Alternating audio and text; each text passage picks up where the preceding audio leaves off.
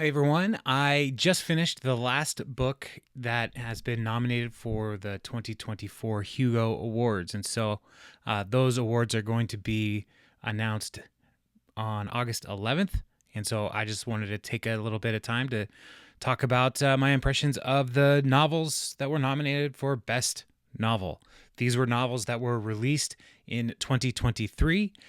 This is a project that I've been doing for the last several years to read every winner, and I only have a few left on the winners, but then also since 2020 and the COVID year, I started to read all of the nominees as well. And so this has been a really fun journey. And so I'm just trying to stay current on what has been released and what has been nominated. And so there were 6 novels nominated.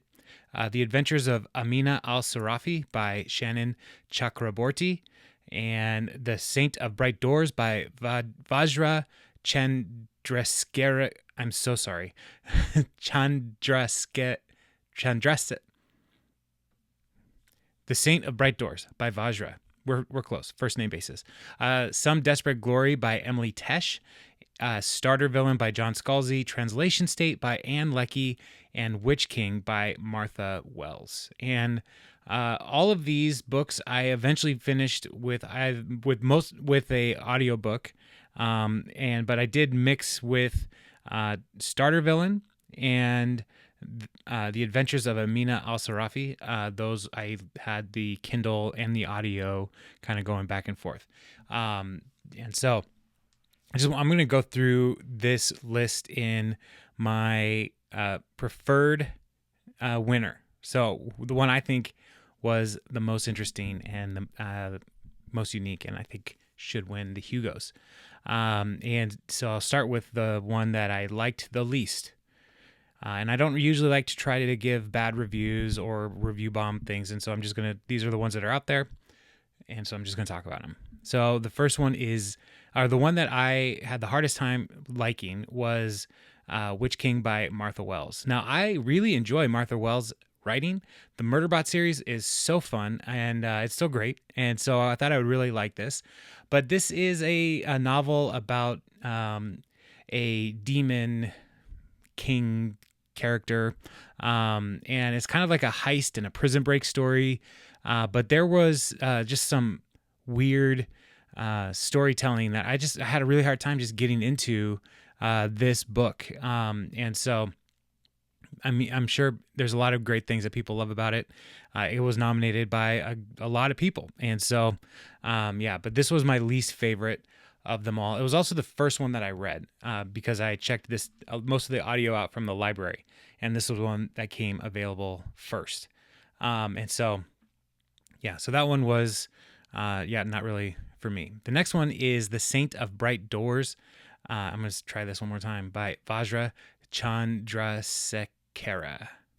And this is about a young man who's trained to be an assassin in some kind of like cult. And his mission is he's being raised by his mother to assassinate his father. And at the same time, then he like abandons his calling and his mission to go and kind of pursue his own life.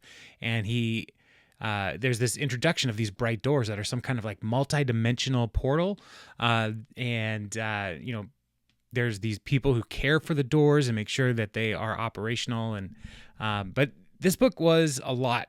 It was just a lot. And this is a debut novel. And so pretty impressive effort, but there was so much going on in this book that I had a really hard time tracking, like, what do I care about and why? And so, so this was a little bit better than Witch King, but again, it wasn't something that I was crazy into.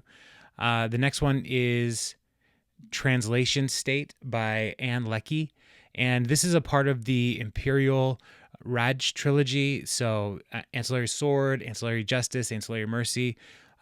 That trilogy, this is the same world, but in a different story. So you could read this. I think you could read this without reading those other ones, but reading them all kind of helps bring it all together.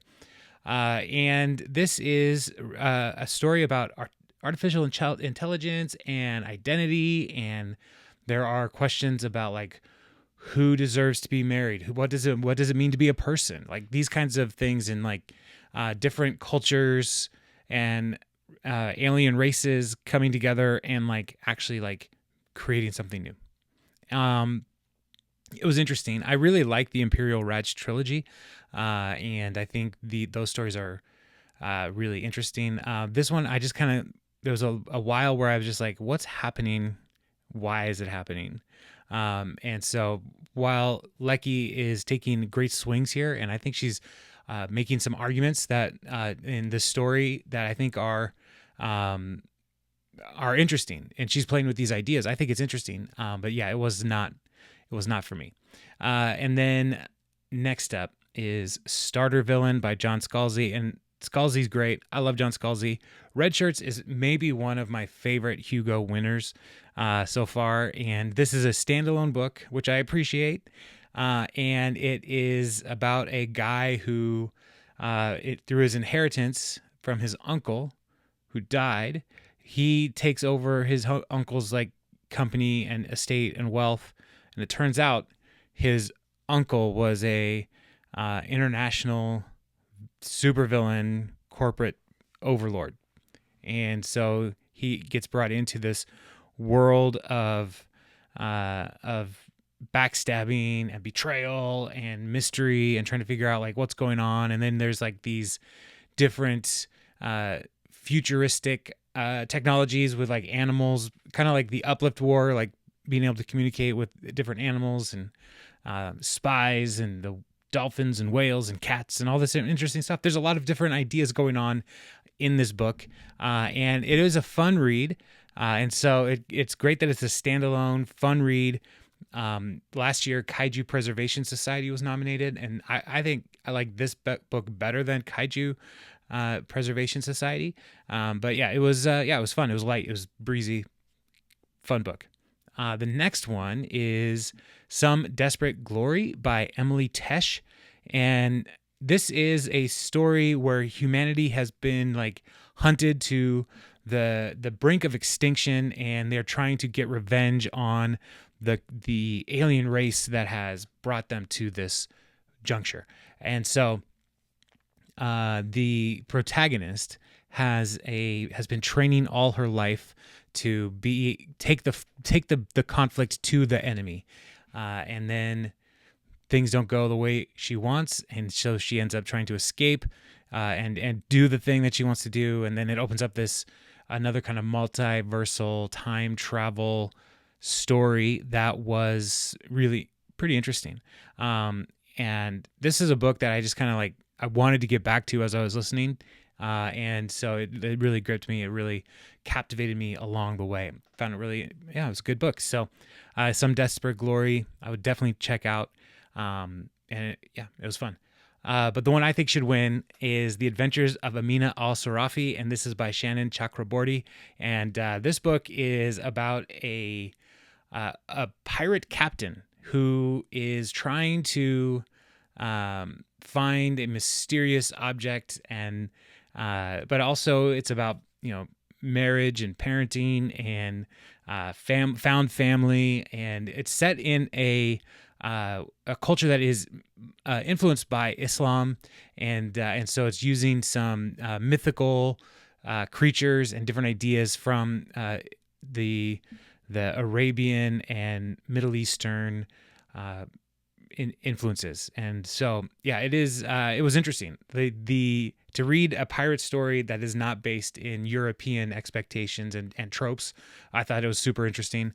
So this one I think should win. I think it was a really fun read, and I hope that there are going to be more books in this series, because I think I would read them because it was just super, super fun. Now, so that's my hope for what happens with the Hugo. What's surprising to me is that The Saint of Bright Doors won the Nebula Award. And so a debut novel winning the Nebula Award, that is something that's nothing to laugh about. That's pretty amazing. And so I could see this coming over. It doesn't always happen where the Nebula winner also wins the Hugo, but I think there could be some things that could make that happen. So, what do you think? What are some of the books that you've read in science fiction, fantasy? Who are you hoping wins? Leave a comment below, and I would love to hear from you. And also, if you have some other books, maybe you're looking ahead to say these are the books from 2024 that I hope will get nominated for an award in 2025. Let me know. I'd love to build my reading list and hear what you're reading as well. So, y'all have a great day. And if you found this interesting, like, subscribe, comment, share, all that kind of stuff. That'd be great. If not, then just quietly move along. If you got this far, you're really hate watching if you don't like it. So maybe check your heart. Anyway, bye.